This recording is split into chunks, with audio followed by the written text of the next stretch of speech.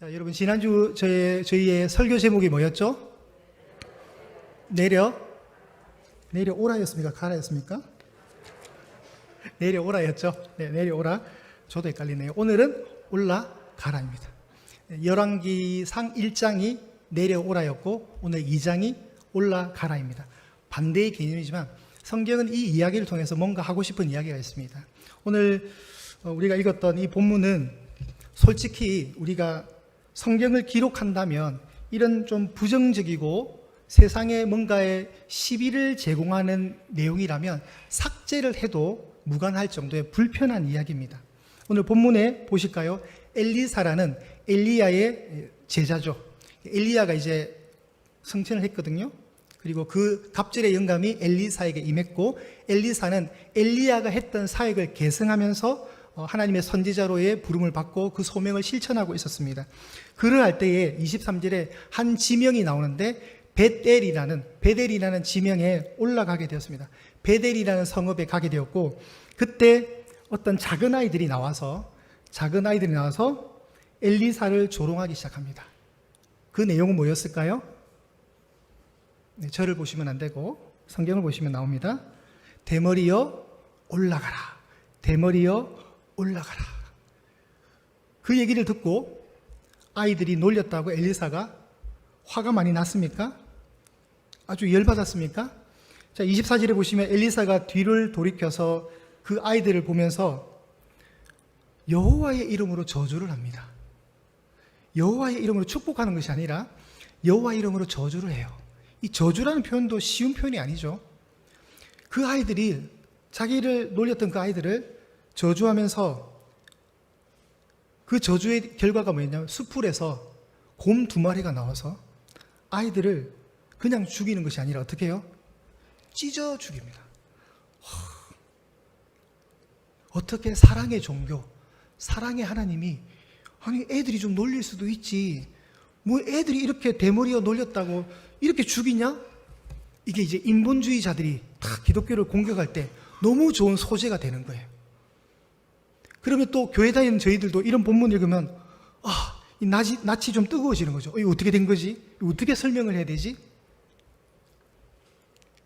대머리라고 놀릴 수 있잖아요. 그럴 수 있죠 뭐.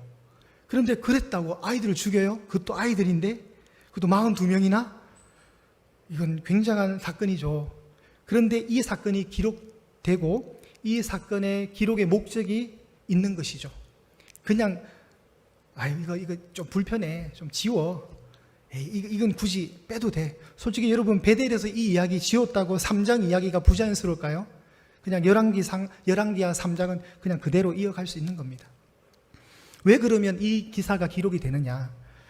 아시다시피 엘리야는 갈멜산 전투 이후에 하나님의 명령을 받고 엘리사를 다음 계승자로 세워야 된다는 명령을 받았고, 실제로 엘리야는 그대로 실천을 했습니다. 엘리사가 이제 계승을 하게 되고 엘리야는 불말과 불병거에서 하늘로 승천하게 됩니다.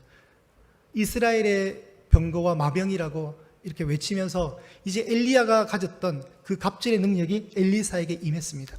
오늘 읽지는 않았지만 이 사건 바로 앞에 토산으로 말미암아 물이 좋지 않아서 고민하고 있던 이 성읍 사람들에게 세 그릇의 소금을 담아서 마실 물로 바꾸는 기적을 엘리사가 실제로 행하고요.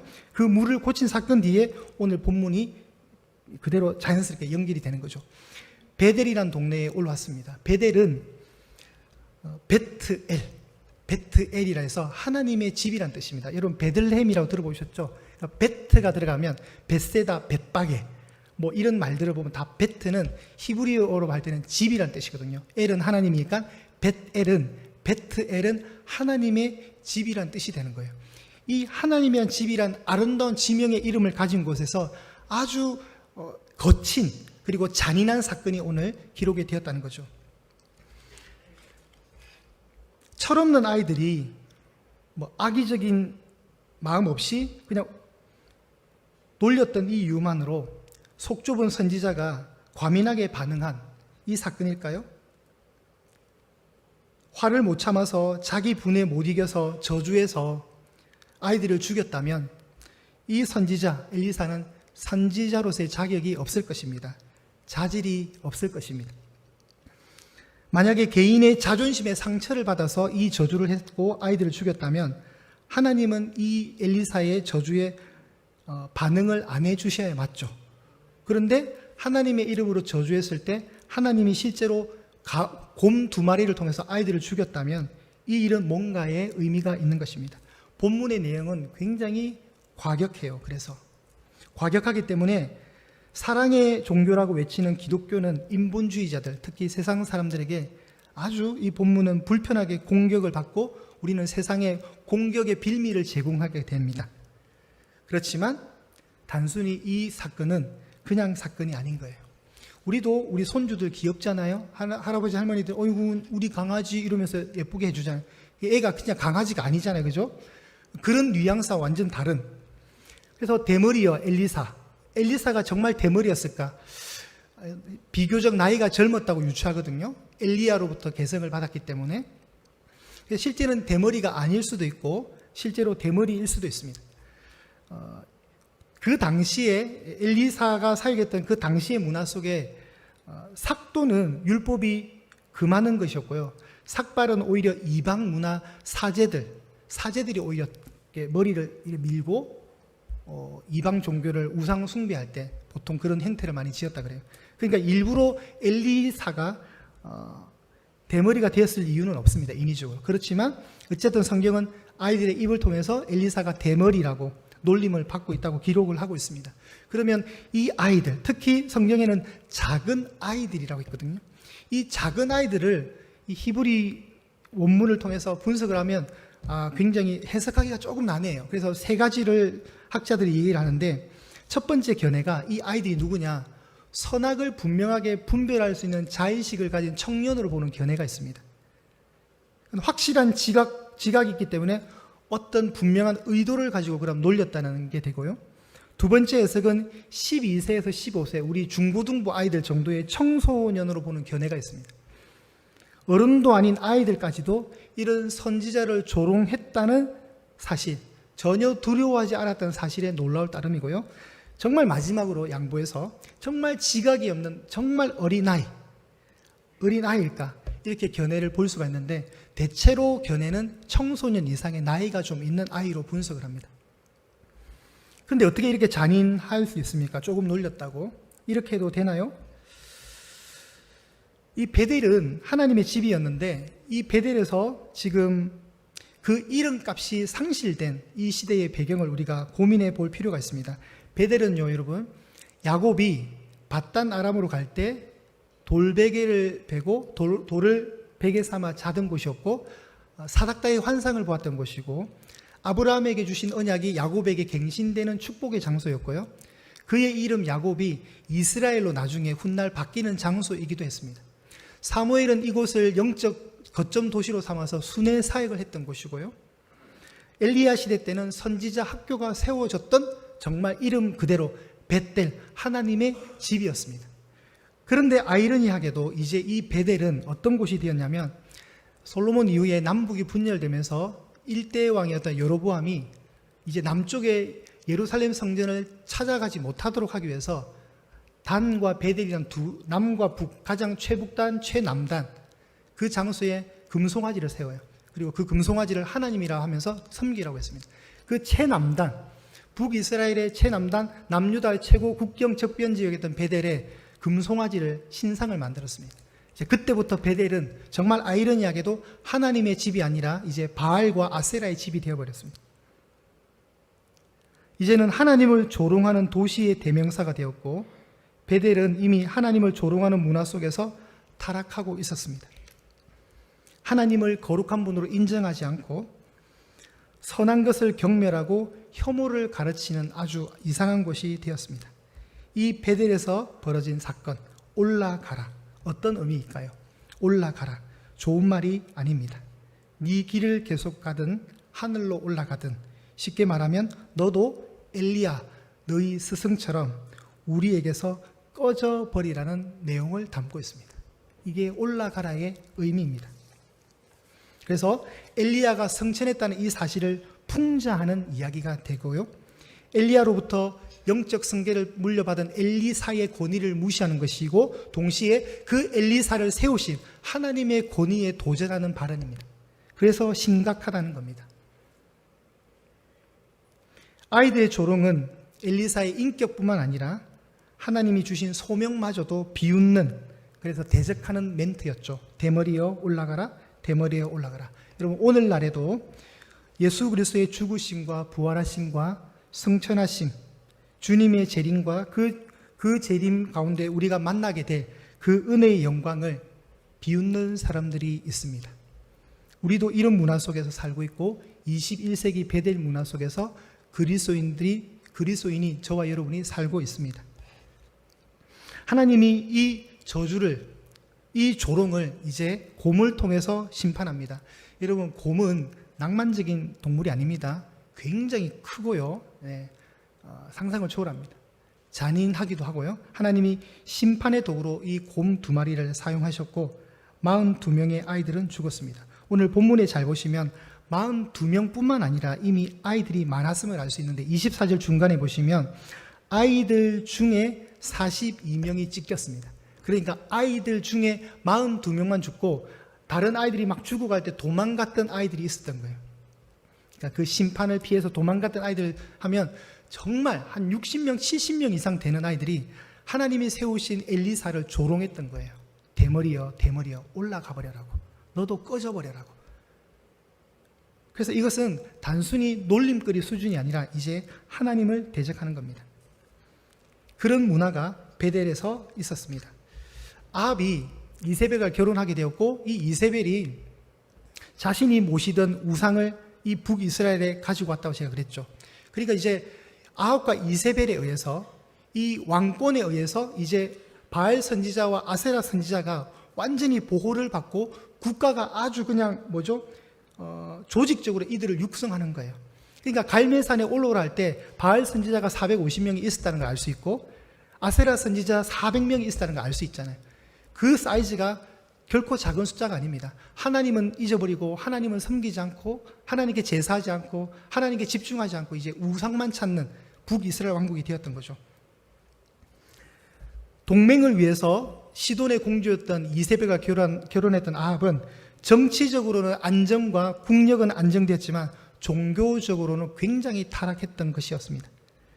가나안의 토착 문화와 섞여서 온갖 우상들이 판을 쳤던 이 속에서 외로운 전사들, 그 전사가 엘리야와 엘리사였습니다. 그리고 아시듯이 갈멜산에서 이미 누가 진정 신이냐, 참신을 가리는 싸움에서 우리 쪽이 이겼습니다. 그래서 450명의 바알 선지자는 처참하게 죽임을 당했고 그날 눈치를 채고 400명 아세라 선지자는 올라오지 않았던 것 같아요. 그 참패를 당하고 난 뒤에 당시의 정서를 한번 상상해 보셨으면 좋겠습니다. 내 남편이 바알 선지자의 제사장이었고 우리 아빠가 바알 선지자를 섬기는 제사장이었는데 어느 날 엘리사라는 이상한 할아버지에 의해서 죽임을 당한 거예요. 그럼 어떻게 될까요? 그 아이들은 엘리사를 곱게 볼까요? 안 그렇겠죠. 어느 날 갑자기 그렇게 왕성했던 바알 제단에서의 화려했던 제사는 정지가 되었고 농경 중심으로 살았던 그들에게 있어서 어떤 특권의 이권들, 바알을 섬김으로 해서 얻게 되는 많은 유익들이 다 차단된 거예요. 이제 실제적으로 그 가족들은 삶의 피해를 보았고 상실을 보았고 낙담을 당하게 되었고 허탈하게 되어버렸다는 것이죠. 종교적인 쓰나미가 와서 그 후폭풍을 감당해내야 했습니다. 그럴 때 항상 우리는 원망의 대상을 찾습니다. 왜 이렇게 되었는가? 다수의 선동가들이 이렇게 외치는 거죠. 다 저것들 때문이야. 저것들이 누구예요? 엘리야, 엘리사인 거죠. 엘리야가 승천을 했습니다. 그 소문도 아마 들었을 것입니다. 이제 그 모든 상황 속에 엘리야와 엘리사를 향한 사회 전반에 반목이 있고 증오의 분위기가 존재를 하고 있었습니다. 이제 엘리야는 없어졌고 엘리사만 남았습니다. 둘 다 유명세를 많이 타고 있었고 그런데 털이 많고 능력의 엘리야는 이제 없었습니다.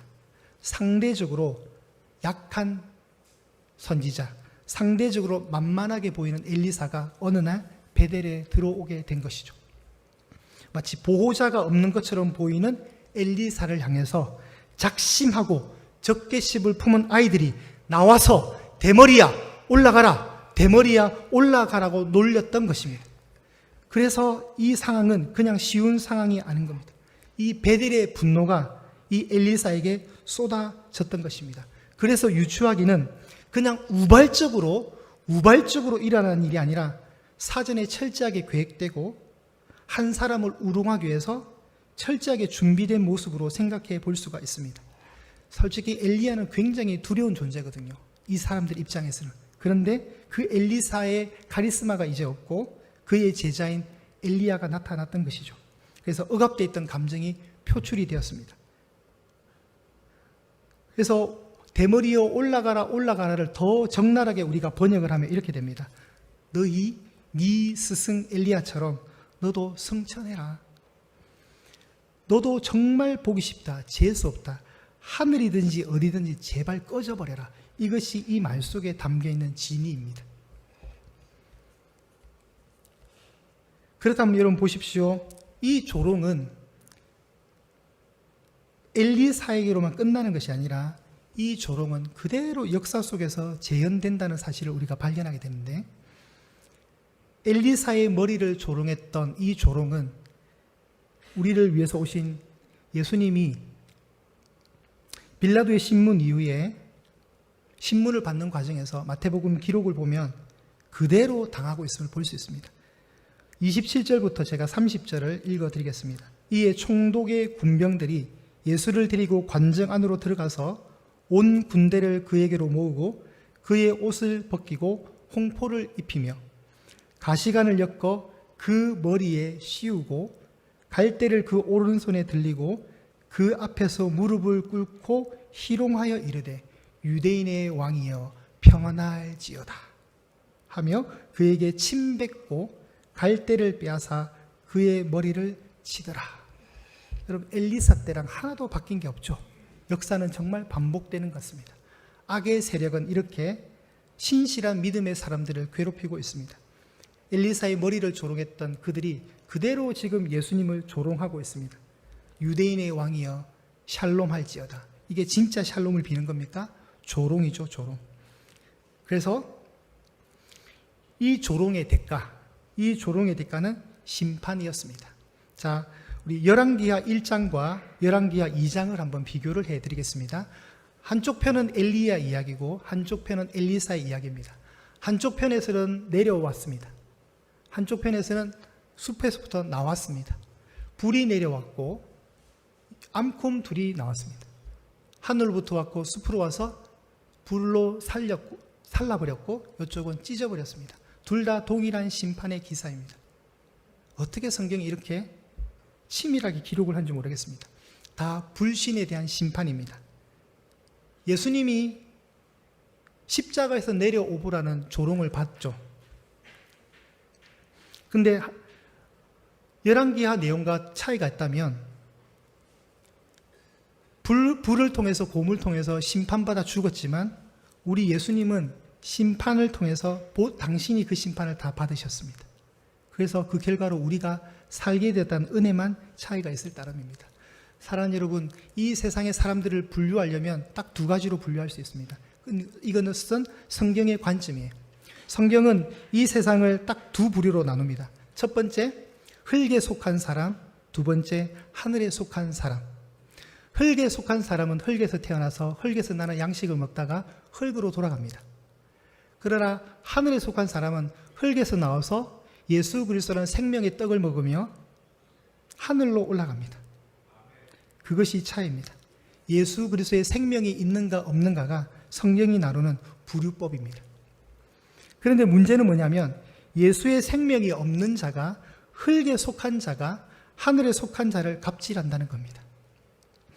예수의 생명이 있는 자가 갑이고요, 예수 그리스도의 생명이 있는 자가 을이에요.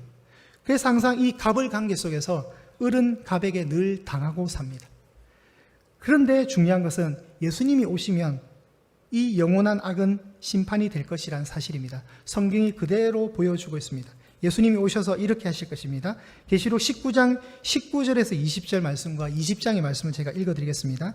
또 내가 봄에 그 짐승과 땅의 임금들과 그들의 군대들이 모여 그 말탄 자와 그의 군대와 더불어 전쟁을 일으키다가 짐승이 잡히고 그 앞에서 표적을 행하던 거짓 선지자도 함께 잡혔으니 이는 짐승의 표를 받고 그의 우상에게 경배하던 자들을 표적으로 미혹하던 자라.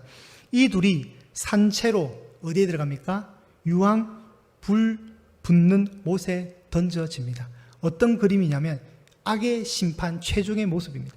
두 번째 요한계시록 2장 7절에서 10절을 제가 읽겠습니다. 천년이 참에 사탄이 그 옥에서 놓여 나와서 땅의 사방 백성 곧 곡과 마곡을 미혹하고 모아 싸움을 붙이리니 그 수가 바다의 모래 같으리라.